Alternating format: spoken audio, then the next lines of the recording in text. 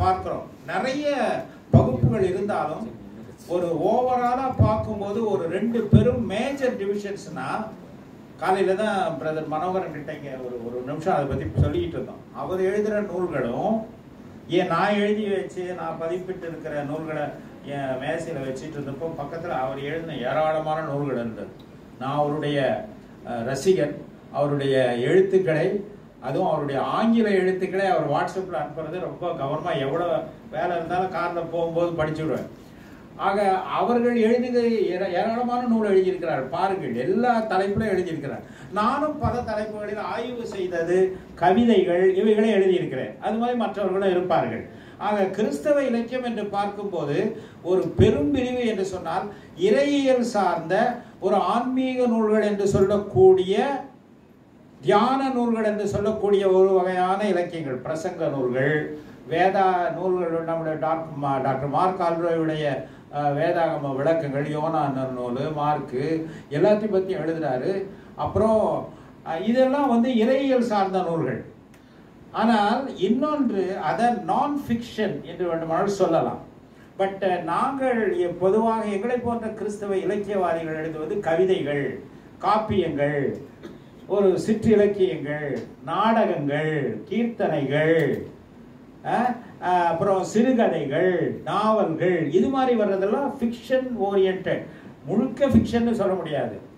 நம்ம எந்த வரையறையுமே ரொம்ப துல்லியமாக சொல்லிவிட முடியாது. நாம் புரிந்து கொள்ளுதலுக்காக, for a common understanding, I am just giving you a broad outline. இப்படி. ஆனால் கிறிஸ்தவ உலகத்தில் இலக்கியம் என்று சொன்னால் ஏதோ பிரசங்க புஸ்தகமா? நான் போகிற இடத்துல கூட கேட்பாங்க. நான் கன்வென்ஷன் பிரசங்கியாரும் கூட எல்லா நேரத்திலுமே நீங்கள் என்ன ஒரு தமிழ் பேராசிரியர், தமிழ் கவிஞர், தமிழ் எழுத்தாளர் நினைக்காதீர்கள். வழக்கமாக திருச்சபையில் செய்கிற ஊழியங்களையும் செய்கிறேன். இப்போ இந்த லெந்து காலத்தில் ஏராளமான நிறைய சிஎஸ்ஐ சபைகளில் 3 நாள் கன்வென்ஷன்கள் பேசினேன். அப்போ எல்லாமே என்னுடைய கவிதை நூலையோ அல்லது ஏட்டில் ஒடித்த ஏதேனும் இந்த கவிதை நூலில் வச்சோம்னா யாருமே வாங்க மாட்டாங்க. இது என்னங்க கவிதை ஆட்டோட? அதான் எங்க ப்ரொஃபசர் சொல்லுவாரு, கிறிஸ்தவர்கள் பாட்டை கண்டால் பாம்பை கண்ட மாதிரி பயப்படுகிறார்கள்.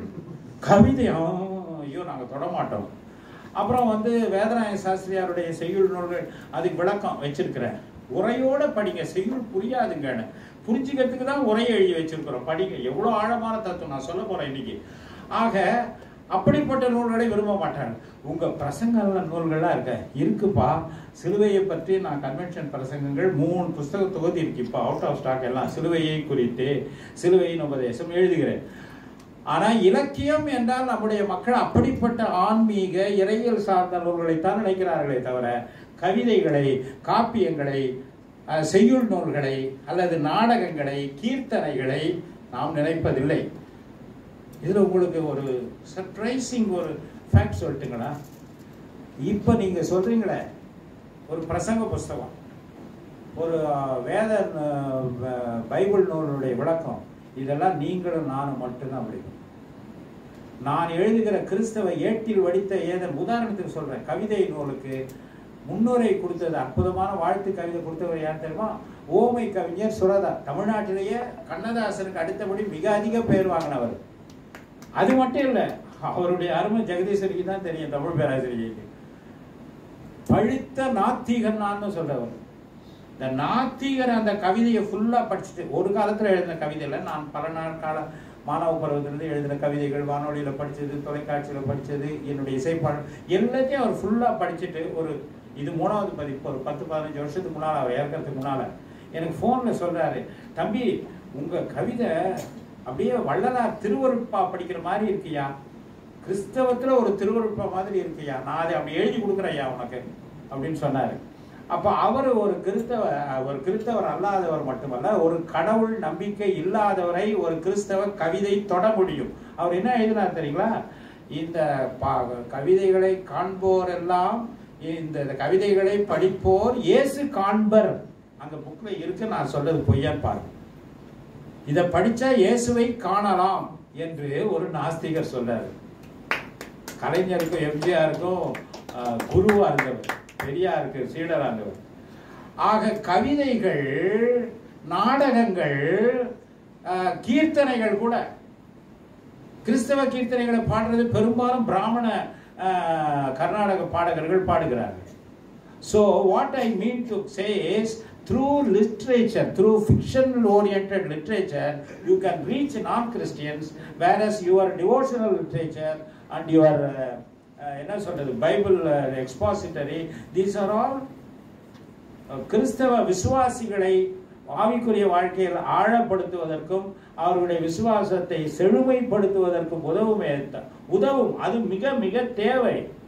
ஆனால் இந்த கிறிஸ்தவ இலக்கியங்கள் வழியாகத்தான் கிறிஸ்தவர்களை மட்டுமல்ல, கிறிஸ்தவர்கள் அல்லாதவர்களை நீங்கள் தொட முடியும். ஆகவே இந்த கிறிஸ்தவ இலக்கியத்துக்கு முக்கியத்துவம் கொடு.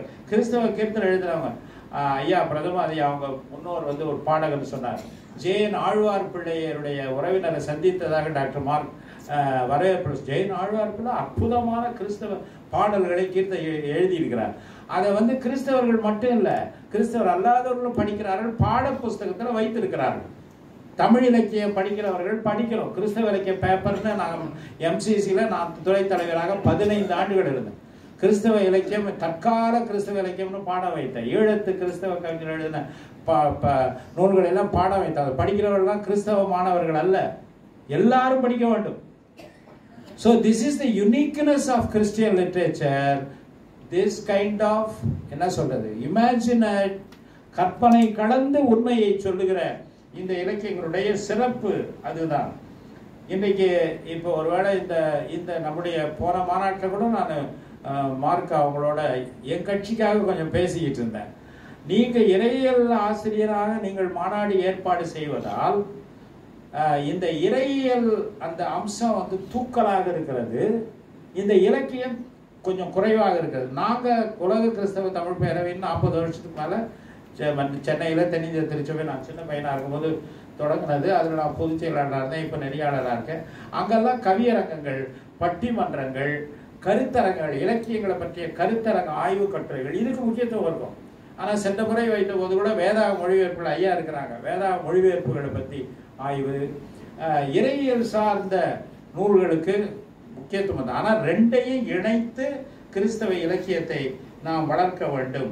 இந்த விழாவிலே அந்த ஒரு சிறப்பு, ஒருவேளை நானே ஏற்பாடு செஞ்சேன்னா கூட இந்த தியான நூல்கள், இறையியல் நூல்கள் இது மாதிரி வர்றதுக்கு கொஞ்சம் குறைவான இடம் தான் கொடுத்துருப்பேன். நான் விழா ஏற்பாடு செய்ய இலக்கிய விழாக்கள் செய்கிறோம். ஆனால் இப்போ டாக்டர் மார்க் அல்ராய் போன்றவர்கள் ஏற்பாடு செய்யும் போது இதற்கு கிடைக்கிறது. ஆகவே நீங்கள் கவனிக்க வேண்டும். இதுல ஒரு ஒரு மறைமுகமாக நான் சொல்ல வந்தது, அறியப்படாத கிறிஸ்தவ இலக்கியம். கிறிஸ்தவ இலக்கியத்தில் 2 பிரிவுகள் இருந்தாலும் இந்த கவிதை, சிறுகதை, நாவல், நாடகம், கீர்த்தனை போன்ற இலக்கியங்கள் சாதாரண ஒரு பாமர கிறிஸ்தவ விசுவாசியால் கவனிக்கப்படாத இலக்கியமாகவும் இருக்கிறது என்பதை நாம் மறந்துவிடணும். ஆக அதற்கு முக்கியத்துவம் கொடுக்கணும். கொடுத்தால் நீங்களும் அந்த இலக்கியத்தை ரசிக்கலாம், அதே நேரத்தில் மற்றவர்களே அது தொடும். ஆனால் இது ஈஸி இல்லை. It is not so easy. ஒரு ரட்சண யாத்திரியோங்கிற கிறிஸ்தவ காப்பியத்தை நீங்க படிக்கிறது யோனா நிருபத்தை பத்தி டாக்டர் மார்க் எழுதின விளக்க உரையை படிக்கிற மாதிரி படிச்சிட முடியாது. நீ அதுக்கு ஒரு அடிப்படை வேணும், உங்களுக்கு இலக்கிய அடிப்படை வேணும். செய்யுள்னா என்னன்னு தெரிஞ்சிருக்கணும். You should take efforts. கிறிஸ்தவ கீர்த்தனைகளை சொன்ன நான் பின்னால சொல்றேன், உங்களுக்கு சொல்றதுக்கு புரிய மாட்டேங்குதுன்னு சொல்றாங்க. புரியறதுக்கு முயற்சி எடு, தெரிஞ்சுக்கோ, கத்துக்கோ.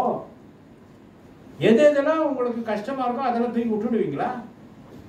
சாப்பிட்றதுல எவ்வளவு விஷயம், கஷ்டமான விஷயத்த கூட நாம முயற்சி பண்ணி விரும்பி சாப்பிடுறோம். அது போலதான் முயற்சி எடுக்க வேண்டும். சரி, இப்படி நான் ஒரு முதல் அறிமுகம். 2வது அறிமுகம், 16ஆம் நூற்றாண்டுல தமிழ்ல அச்சு எந்திரங்களை கொண்டு வந்தது கிறிஸ்தவர்கள் தான், குறிப்பா கத்தோலிக்கர்கள். ஆண்ட்ரிகோஸ் அவங்கெல்லாம் கொண்டாந்தாங்க. அப்புறம் கொஞ்சம் தள்ளி 17ஆம் நூற்றாண்டில் நம்ம ப்ராட்டஸ்டன்ட் மிஷனரி சீகன் பால்க்கு கொண்டு வருகிறார் தரங்கம்பாடியில். ஆனால் அச்சு எந்திரம் கொடுத்த அந்த அருளாளர்கள் அருந்தமிழ் நூல்களையும் தந்திருக்கிறார்கள். What an achievement. வெளிநாட்டிலேருந்து இங்கே அவனே புஸ்தகமும் இங்கே படித்து இந்த கிறிஸ்தவ நற்செய்தியை சொல்றதுக்கு இங்கே புத்தகம் இல்லையேன்னு சொல்லி தானே பிரார்த்தனை புஸ்தகம். பாவம் கத்தோலிக்க அருளாளர்களுக்கு அவங்க இலக்கியம் எழுதுறதுக்கு வரல. முதல்ல அவங்க இலக்கியமாக எழுதாமல் ப்ரேயர் புக்ஸு, பிரார்த்தனை நூல்கள், இப்படி பைபிளையே தமிழில் மொழிபெயர்த்து கொடுக்கறது, இப்படி செய்தார் சீகன்பால்கு. அப்புறம் பின்னால் வந்த ராபர்ட் கால்டுவெல் இவங்கெல்லாம் வரும்போது, ராபர்ட் கால்டுவெல்ல ஒரு மொழி ஒப்பிரக்கலம் தந்தவர் தெரியும் உங்களுக்கு தெரியுமா? அவர் கீர்த்தன் கூட எழுதியிருக்காரு, கொஞ்சம் கர்நாடக சங்கீதம் கொஞ்சமாக படித்து எழுதியிருக்காரு. ஜெர்மன் மொழி பாடல்கள், ஆங்கில மொழி பாடல்கள், இவைகளெல்லாம் சீகன்பால்கவும் ராபர்ட் கால்டுவெல்லும் தமிழில் மொழிபெயர்த்து தமிழில் பாடுங்கள் முயன்று இருக்கிறார்கள். அதுக்கப்புறம் நிறைய வெள்ளக்கார மிஷினரிகள் நிறைய பேர் தமிழில் கர்நாடக சங்கீத கீர்த்தனை எழுதியிருக்காங்க, தெரியுமா உங்களுக்கு? H.A. பாப்லி, வாஷ்பர், சாண்ட்லர்.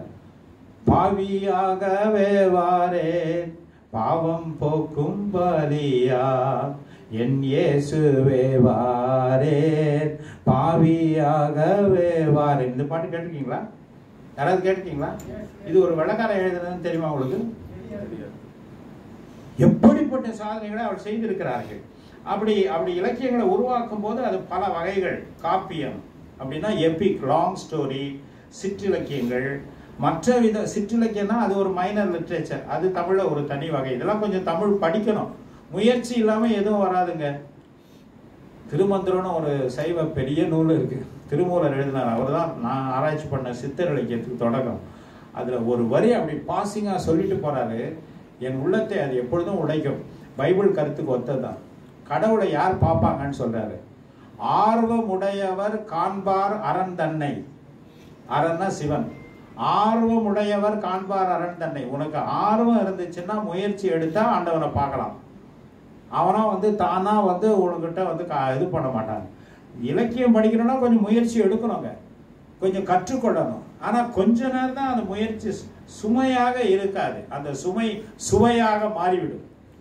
அதற்கு வாருங்கள் என்று தான் உங்களை அழைக்கிறோம் இப்படிப்பட்ட விழாக்கள்ல. ஆக இந்த காப்பியம், சிற்றிலக்கியம், அரபு இலக்கியம், கீர்த்தனைகள், நாடகங்கள், புது கவிதைகள்லையும் இன்றைக்கு கிறிஸ்தவ இலக்கியம் போயிடுச்சு.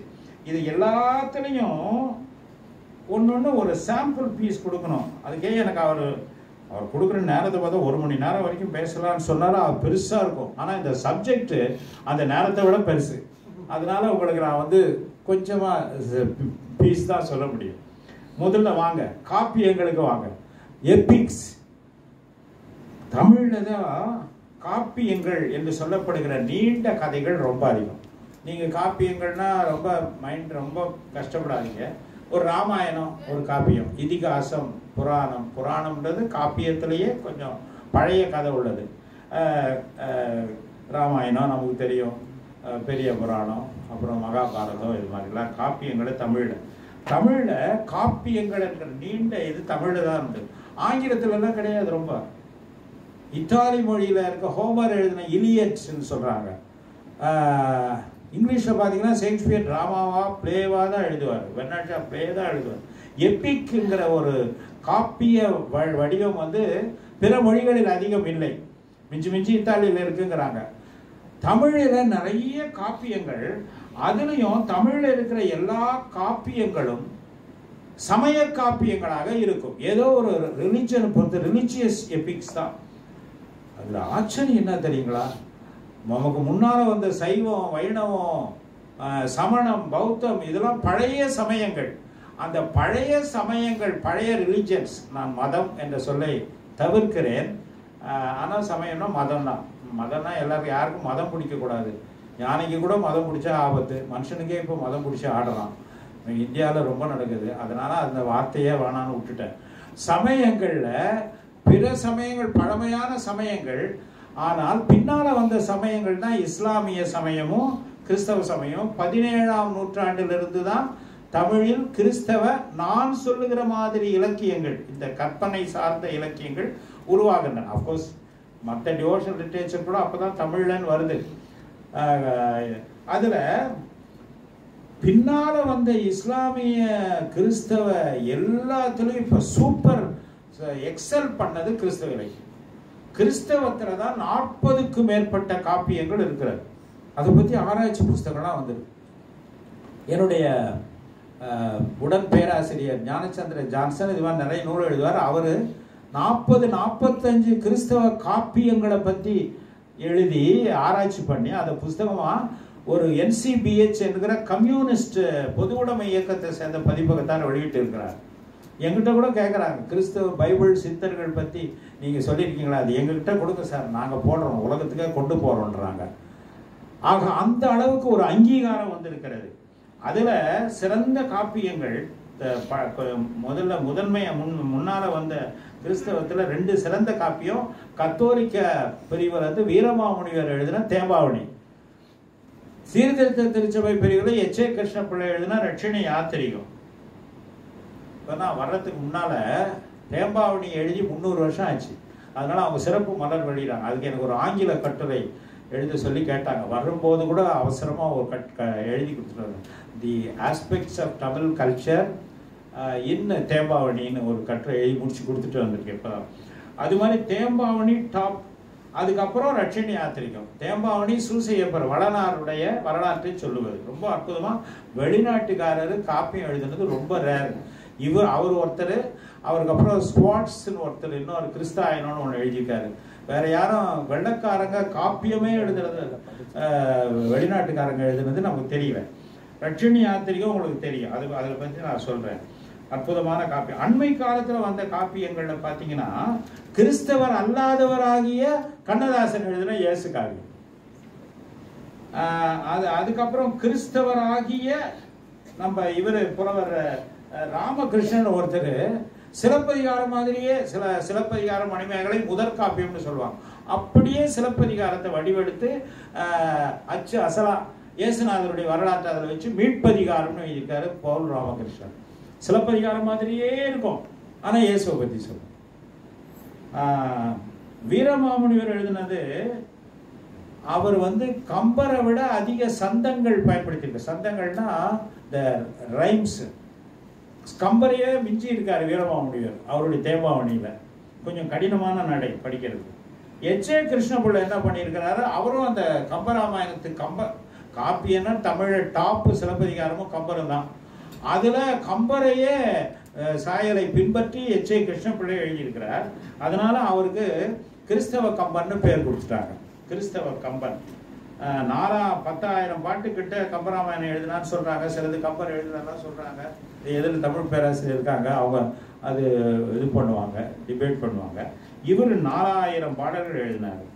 அதை விட என்னன்னா, கம்பரே செய்யாத சாதனையை நம்ம கிறிஸ்தவ கம்பன் செய்திருக்காரு. முற்று உருவகம், எல்லாத்தையும் உருவகப்படுத்தி எழுதியிருக்கிறாரு. ஒரு ஒரு ஜான் பனியன் என்பவர் எழுதின